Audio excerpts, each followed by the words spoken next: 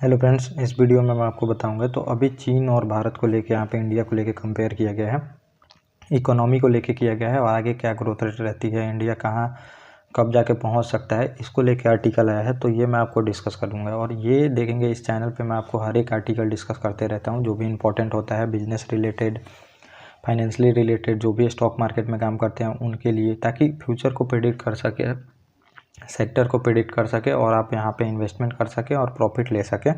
इसके लिए मैं आर्टिकल डिस्कस करते रहता हूँ। तो आप लोग इसको सब्सक्राइब करके रख सकते हैं, आपको काफ़ी प्रॉफिट होगा इसमें अगर सब्सक्राइब करके रखते हैं। तो जो भी स्टॉक मार्केट में इन्वेस्ट करते हैं, ट्रेडिंग करते हैं, ज़्यादातर तो इन्वेस्टमेंट के लिए ही ये सब न्यूज़ आपको प्रॉफिट देती हैं। बाकी न्यूज़ जो होती है ट्रेडिंग के लिए तो वो अलग ही साइकोलॉजी बिल्ड कर काम करती है। वहाँ पे ट्रेडिंग का साइकोलॉजी अलग होता है, बहुत छोटी छोटी न्यूज़ पे मार्केट ऊपर नीचे करती है, तो ट्रेडिंग में वहाँ पे आप प्रॉफिट कर सकते हैं। लेकिन ये मैं आपको एक ग्लोबल जो पर्सपेक्टिव होता है उसके अनुसार बताते रहता हूँ। जैसे गवर्नमेंट चेंज हो गई यूएस में, तो उसकी पॉलिसी कैसी है, फिर उसका क्या इम्पैक्ट हो सकता है इंडियन मार्केट पे, ये सब लेके मैं आपको टोटल चीज़ें डिस्कस करते रहता हूँ। तो यहाँ पे चीन का बताया गया है कि दूसरी इकोनॉमी है, वर्ल्ड की लार्जेस्ट इकोनॉमी में आप देखेंगे शुमार है, और यहाँ पे सेकंड लार्जेस्ट इकोनॉमी है। और लगभग चीन का आप देखेंगे तो 20 साल में इकोनॉमी का साइज़ है ये 10 गुना बढ़ गया है। तो ये काफ़ी आप देखेंगे तो बड़ा स्टेप चाइना ने लिया था। देखेंगे हमारे यहाँ पे भी एलपीजी रिफॉर्म हुए थे, वहाँ पे भी आप देखने को मिलेगा 1980 में ही हो गए थे। हमारे यहाँ पे 1991-92 में शुरू हुए थे एलपीजी रिफॉर्म। तो उसके बाद से इकोनॉमी को ओपन कर दिया गया, कोई भी आके कंपनी यहाँ पे काम करती है, कंपनी जैसे आके काम करती है तो कंपटीशन बढ़ जाता है, कंपटीशन जैसे ही बढ़ता है तो वहाँ पे इकोनॉमी आप देखेंगे कि अच्छा परफॉर्मेंस दिखाने लगती है।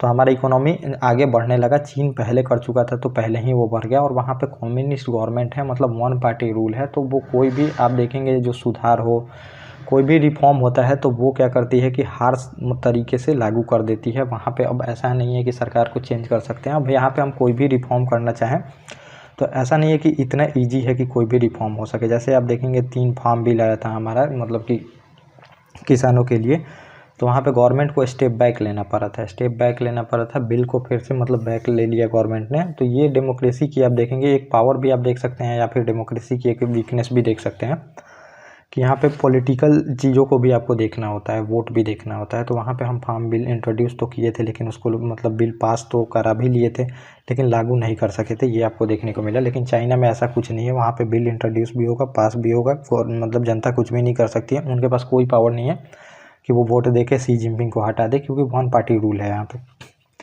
तो 10 गुना बढ़ा है। अब इकोनॉमी या फिर कोई भी चीज़ स्टॉक जैसे भी बढ़ती है तो आप देखेंगे तो कंपाउंड होती है। तो पहले फेज में तो धीरे धीरे कोई भी चीज़ें बढ़ती है, लेकिन बाद में आप देखेंगे तो बहुत तेज़ में बढ़ने लगती है। अब जैसे 100 रुपया था आपने लगाया, अब 100 रुपये का 10% बढ़ा तो आपका जो है मान लीजिए तो ये हो गया 110 रुपये।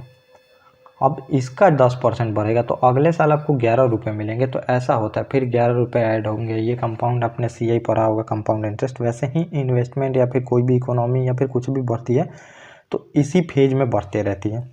तो 2004 में आप देखेंगे तो जो चाइना की इकोनॉमी की साइज़ थी 2004 में तो 1.9 ट्रिलियन डॉलर के आसपास थी, और आज देखेंगे तो चाइना की इकोनॉमी की साइज़ लगभग 18.2 ट्रिलियन डॉलर के आसपास में पहुंच गई है। और 2004 में भारत बहुत पिछड़ गया था, समझिए 709 बिलियन जो अरब डॉलर होता है उसके पास में ही हमारी इकोनॉमी थी, और अभी हमारी इकोनॉमी का साइज़ आप देखेंगे तो 3.89 ट्रिलियन डॉलर के आसपास पहुंची है। तो जैसे ही हमारा इकोनॉमी का साइज़ आप देखेंगे कि बढ़ेगा, लगभग आप मान के चलिए कि इस जो पीएम मोदी का कार्यकाल है तो इस कार्यकाल में जो हमारी इकोनॉमी है तो 6 ट्रिलियन से आगे जाने वाली है 2029 तक, आपको मान के चलना पड़ेगा। यानी 20 साल में भारत की इकोनॉमी का साइज़ जो है करीब 5.5 गुना बढ़ा है।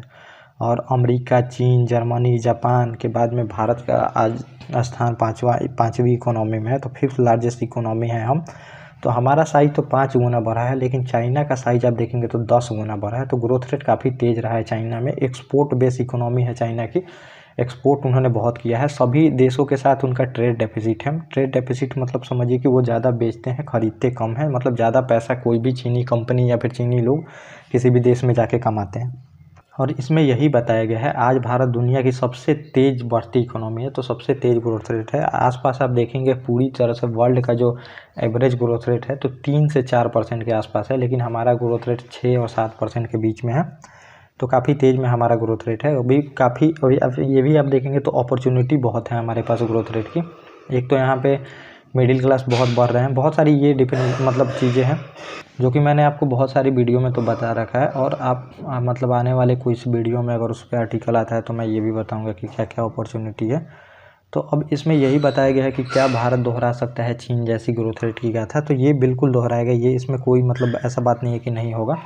तो पीएम मोदी के कार्यकाल में ही मैंने बताया 2029 तक ही जो हमारी इकोनॉमी है भारत की मतलब दुनिया की तीसरी लार्जेस्ट इकोनॉमी बन जाएगी, थर्ड लार्जेस्ट इकोनॉमी। वैसे आप पीपीपी पे देखेंगे परचेजिंग पावर पैरिटी पे तो हम थर्ड लार्जेस्ट इकोनॉमी हैं ही पहले से। और भारत की जीडीपी का साइज जो होगा ये मान के चलिए अब 6.5 ट्रिलियन के आसपास होगा। और जर्मनी आ जाएगा उसके बाद आप देखेंगे तो चौथे स्थान पे जर्मनी का हो जाएगा 5.36 ट्रिलियन के आसपास और चौथे पर खिसक कर चला जाएगा। और जापान जो है ये 5वें पे रहेगा, 4.94 ट्रिलियन के आसपास इसकी इकोनॉमी होगी और ये 5वें नंबर पे रहेगा। और अमेरिका का आप देखेंगे तो लगभग 35 ट्रिलियन के आसपास इकोनॉमी पहुंच जाएगा। और चाइना का है जो लगभग 25 ट्रिलियन के आसपास पहुंच जाएगा। तो ये लोग हमसे काफ़ी आगे हैं, 4 गुना। और यूएस का आप देखेंगे तो 6 गुना आगे रहेगा। और 2047 तक कहाँ होगी इकोनॉमी, 2047 तक हमारी इकोनॉमी कहाँ होगी। अब देखिए इकोनॉमी का साइज जैसे जैसे बढ़ेगा वैसे ही स्टॉक मार्केट भी परफॉर्मेंस करेगी और स्टॉक मार्केट भी ऊपर जाएगी, ये भी आपको देखने को मिलेगा। अब 2047 तक आपको देखने को मिलेगा कि यहाँ पे जो आईएमएफ ने भी बताया है और यहाँ पे 2047 तक हमारी जो इकोनॉमी होगी तो ये 55 ट्रिलियन के आसपास होगी। तो ये काफ़ी बड़ी साइज हो जाएगी और लगभग हम मान के चलिए दूसरी सबसे बड़ी इकोनॉमी होंगे, चाइना एक पे ही होगा। 2075 तक जो होंगे ये सबसे मतलब 2075 तक हमारी इकोनॉमी नंबर 1 इकोनॉमी बनने के कगार पे रहेगी। इसके हिसाब से आप देखेंगे भारत के डॉलर के संदर्भ में हमें 12% का ग्रोथ रेट करना है। तो आप देखेंगे तो मार्केट जो प्राइस होती है तो उस पर इन्फ्लेशन को भी जोड़ा जाता है। तो इन्फ्लेशन ज़्यादा अगर रहती है तो हमारी ग्रोथ रेट भी ज़्यादा आती है।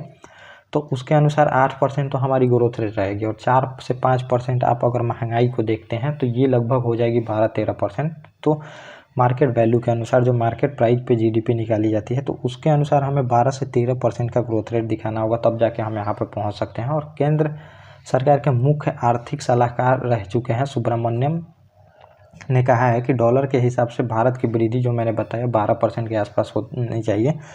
तो एक होता है आप देखेंगे तो नॉमिनल जीडीपी और एक होता है रियल जीडीपी। तो रियल जीडीपी नॉमिनल में आप देखेंगे कि इन्फ्लेशन को भी जोड़ा जाता है। तो इन्फ्लेशन को लेके यहाँ पे बोला जा रहा है कि 12 से 13% की अगर ग्रोथ रेट रहती है तो हमारी इकोनॉमी काफ़ी अच्छी साइज में पहुँच जाएगी और दूसरी इकोनॉमी बन जाएगी 1947 तक, दोगुना हो जाएगी। अगर ऐसा हुआ तो भारत भी चीन की तरह सफलता को दोहरा पाएगा। और बिल्कुल ऐसा बात नहीं है, भारत आराम से देखेंगे कि चीन जैसा सफलता दोहरा पाएगा। अभी हमने स्लेटर को पकड़ा है, अगर कोई प्रॉब्लम नहीं आती, हमें ज़्यादातर फेस नहीं करनी पड़ती है तो हमारी इकोनॉमी बहुत है और फंडामेंटल हमारा बहुत स्ट्रॉन्ग है। फंडामेंटली देखेंगे तो हमारी इकोनॉमी बहुत स्ट्रॉन्ग है। चाइना की इकोनॉमी अभी बहुत सफरिंग कर रही है, वहाँ पे आप देखेंगे तो एक्सपोर्ट बेस इकोनॉमी थी जो कि ट्रेड वॉर के वजह से बहुत प्रॉब्लम फेस करनी पड़ रही है और जॉब कट हो रही है। जॉब जैसे ही कट होगी तो डिमांड कम होगी, डिमांड जैसे ही कम होती है तो इकोनॉमी परफॉर्मेंस अच्छा नहीं करने लगती है। और हमारे यहाँ पे डिमांड ही खुद इतना ज़्यादा है, हमारे यहाँ पे घरेलू डिमांड बहुत ज़्यादा है। देखेंगे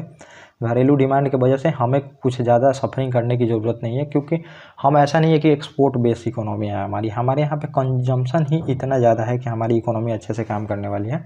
तो ये पूरा टॉपिक था जो मैंने आपको बताया। ओके गाइस, थैंक यू और अब मिलेंगे अपने नेक्स्ट टॉपिक।